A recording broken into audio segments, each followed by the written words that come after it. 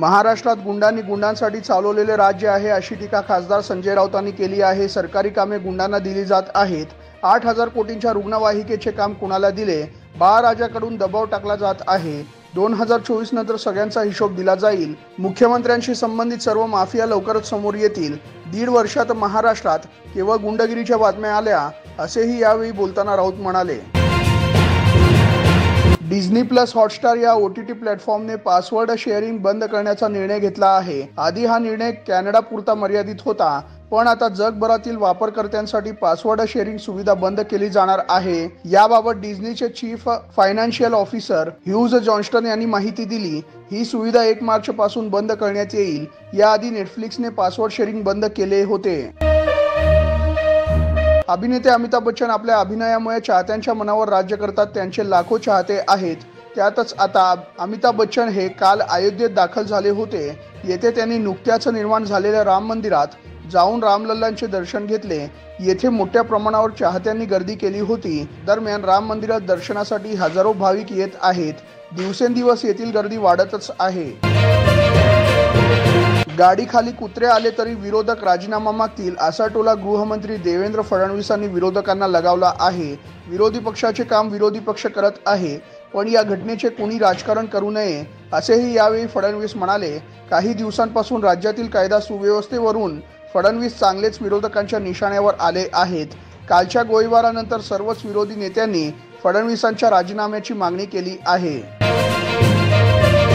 अभिषेक गोसाळकर यांची सोशल मीडियावर लाईव्ह असताना गोळीबार करून हत्या करण्यात आली। नेत्यांवर गोळीबार होण्याची ही महिन्यातील दुसरी वेळ। एकीकडे मुख्यमंत्री उपमुख्यमंत्री राजरोसपणे गुंडांना भेटत असून त्यांना राजाश्रय मिळत असल्याचे समोर येत आहे, तर दुसरीकडे अशा पद्धतीने गोळीबाराच्या घटना घडत आहेत। गृहमंत्र्यांच्या नाकर्तेपणाची किंमत सर्वसामान्य जनतेने का चुकवावी असे खासदार सुप्रिया सुळेंनी म्हटले। पंतप्रधान नरेंद्र मोदींनी एक्सवर पोस्ट करत माजी पंतप्रधान चौधरी चरण सिंह, PV नरसिम्हा राव आणि MS स्वामीनाथन यांना मरणोत्तर भारतरत्न पुरस्कार देणार असल्याची घोषणा केली। शेतकऱ्यांचे अधिकार, शेतकऱ्यांच्या कल्याणासाठी काम केल्याबद्दल आणि भारताला आर्थिकदृष्ट्या प्रगत बनवल्याबद्दल तिघांना हा पुरस्कार जाहीर करण्यात आला। तिघांना भारतरत्न देणे हे आमच्या सरकारचे भाग्य असल्याचे मोदींनी म्हटले। रजनीकांत यांचा लाल सलाम हा चित्रपटगृहात प्रदर्शित झाला आहे। या चित्रपटाचे दिग्दर्शन रजनीकांत यांची मुलगी ऐश्वर्या हिने केले आहे। विष्णू, विशाल आणि विक्रांत यांची यात मुख्य भूमिका आहे, तर रजनीकांत हे यात कॅमिओ आहेत। चाहत्यांना रजनीकांतच्या या रोलबद्दल माहिती मिळाली आहे, ज्यामुळे चित्रपटाच्या कमाईवर परिणाम होऊ शकतो। ठाकरे गटाचे माजी नगरसेवक अभिषेक गोसाळकर यांचे पार्थिव दहिसरमधील जुन्या घरी आणण्यात आले आहे। येथे अनेक नेते आणि कार्यकर्त्यांनी गर्दी केली आहे। उद्धव ठाकरे यांनीही गोसाळकर यांच्या पार्थिवाचे अंत्यदर्शन घेतले आहे। त्यांच्यासोबत संजय राऊत, रश्मी ठाकरे, आदित्य ठाकरे यांनीही अंत्यदर्शन घेतले। यावेळी उद्धव ठाकरेंनी पोलिसांशी चर्चा करत घटनेची माहिती घेतली। कोहलीचा जिवलग मित्र AB डिव्हिलियर्सने विराट कोहली दुसऱ्यांदा बाबा होणार असल्याची माहिती दिली होती। त्यानंतर आता डिव्हिलियर्सने माफी मागितली आहे। क्रिकेट नंतर येते आणि कुटुंब आधी येते। माझ्याकडून मोठी चूक झाली। मी विराटबद्दल दिलेली माहिती चुकीची होती। विराट कोहलीला देशासाठी खेळताना विश्रांती घेण्याचा पूर्ण अधिकार आहे। काही कौटुंबिक कारणामुळे विराट कोहली बाहेर आहे असे तो म्हणाला।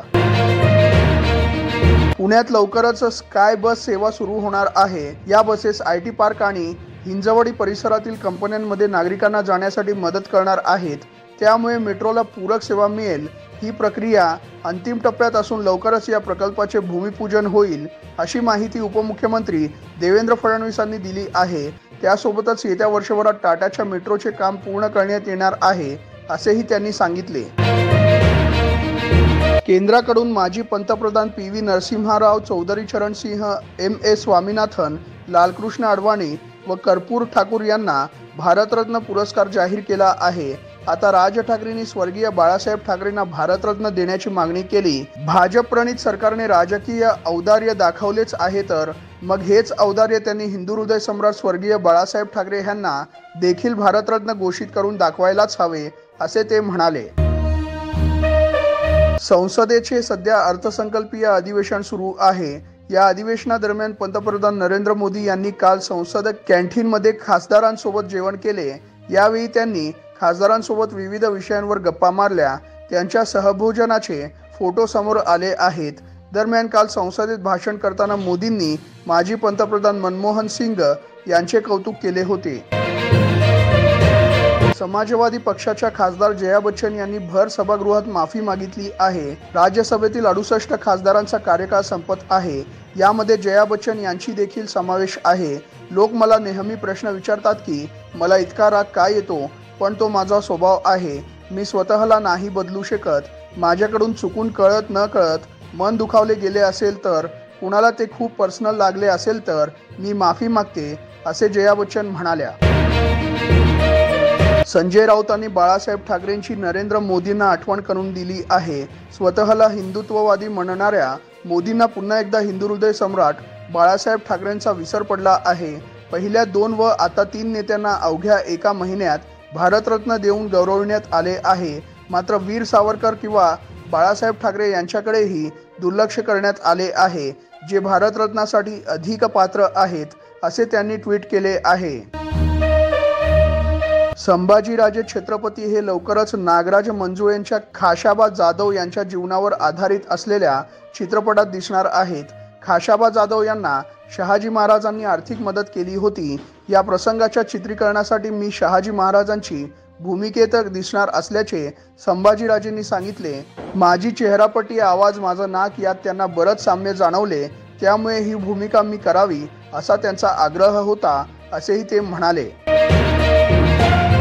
अभिनेता बॉबी देओलचे ॲनिमल चित्रपटातील दमदार अभिनयाचे प्रेक्षकांनी चांगलेच कौतुक केले आहे।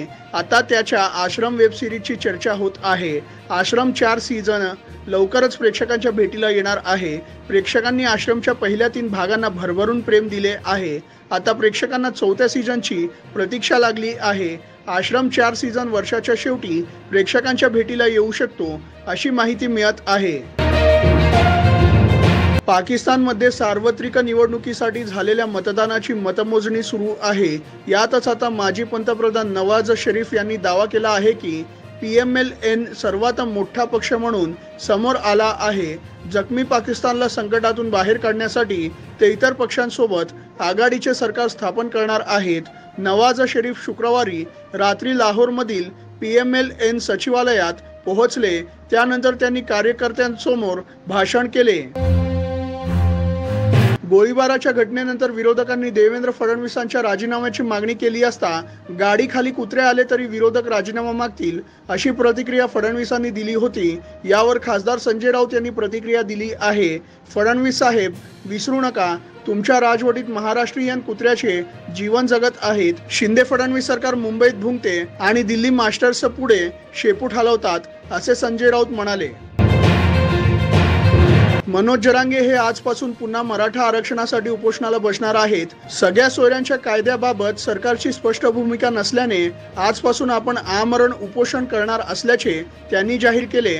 उपोषणाला बसण्याआधी मराठा समाजाची बैठक होईल। त्यानंतर 10 वाजल्यापासून आमरण उपोषणाला सुरुवात होईल।